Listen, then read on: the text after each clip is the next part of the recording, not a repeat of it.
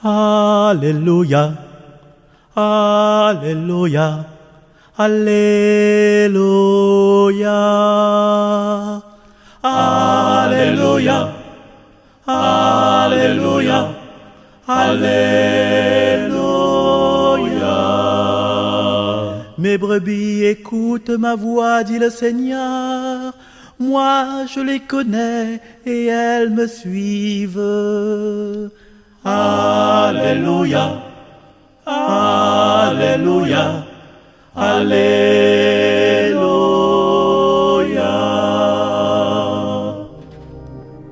Évangile de Jésus-Christ selon saint Luc. Gloire à toi, Seigneur. En ce temps-là, Jésus disait : quel malheur pour vous, pharisiens, parce que vous payez la dîme sur toutes les plantes du jardin, comme la menthe et la rue, et vous passez à côté du jugement et de l'amour de Dieu. Ceci, il fallait l'observer sans abandonner cela. Quel malheur pour vous, pharisiens, parce que vous aimez le premier siège dans les synagogues et les salutations sur les places publiques. Quel malheur pour vous, parce que vous êtes comme ces tombeaux qu'on ne voit pas et sur lesquels on marche sans le savoir. Alors, un docteur de la loi prit la parole et lui dit : Maître, en parlant ainsi, c'est nous aussi que tu insultes. Jésus reprit : vous aussi, les docteurs de la loi, malheureux êtes-vous, parce que vous chargez les gens de fardeaux impossibles à porter. Et vous-même, vous ne touchez même pas ces fardeaux d'un seul doigt. Acclamons la parole de Dieu. Chers amis, bonjour. Encore une fois, et Jésus ne va pas de main morte dans ce chapitre 11 de Saint Luc. Ah là, il donne pas qu'il là, il largue tout, il largue tout. Mais pourquoi il largue tout? Est-ce que c'est pour enterrer à nous ou est-ce que c'est pour faire élève à nous? Et des fois, dans notre vie, nous l'est un peu comme les pharisiens, nous aimons bien quand Dominique dit nous bonjour, quand voilà, nous les comme chantait Charles Aznavour, je me voyais déjà tout en haut de l'affiche. Voilà, nous aimons bien quand les gens y adulent à nous, disent ou les quelqu'un d'être très important.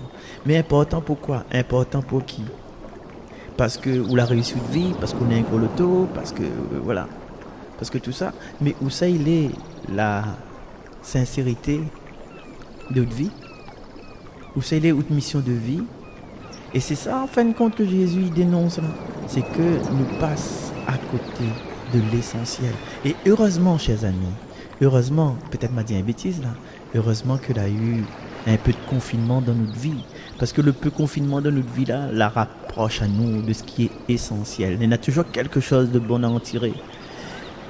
Parce qu'à un moment donné, tu vois, nous t'es un peu farfelu dans nos idées, nous t'es fait n'importe quoi, nous t'es court par ici, court par là-bas.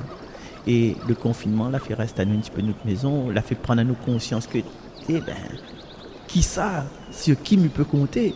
C'est qui ça téléphone à moi parce que nous n'avons pas le droit de sortir voir notre famille? Qui sera là? Qui va rebondir? C'est qui va lâcher l'église?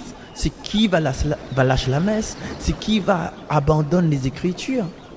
Mais heureusement aussi, dans ce confinement-là, on a des gens qui la rapprochent aux autres de l'Église.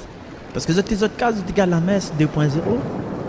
Des gens là prennent le temps, un peu plus le temps pour étudier la parole. Les gens là prennent un peu plus le temps pour écouter Radio Arc-en-Ciel. Écoute 3x5 sur Salaz FM. Aujourd'hui, quelle est la nature profonde de ce que Jésus y apporte à nous?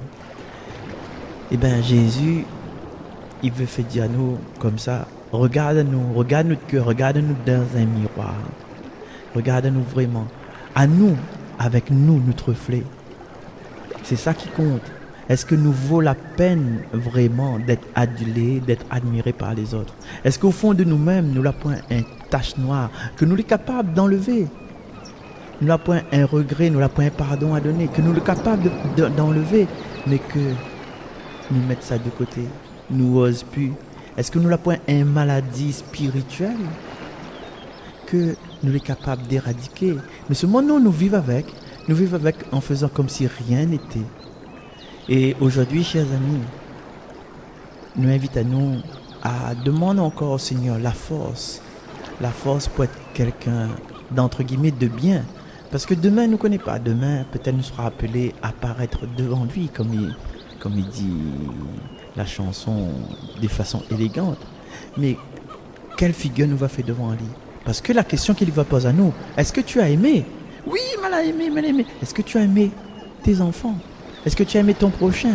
Est-ce que tu as aimé tes parents? Est-ce que tu as aimé la personne qui partage ta vie? Est-ce qu'il n'y a pas un regret, il n'y a pas un pardon que tu as oublié? Est-ce qu'il n'y a pas une indifférence que tu as laissé traîner? Est-ce qu'il n'y a pas un je t'aime que tu as oublié de donner? Alors, chers amis, n'ayons pas peur, n'ayons pas peur.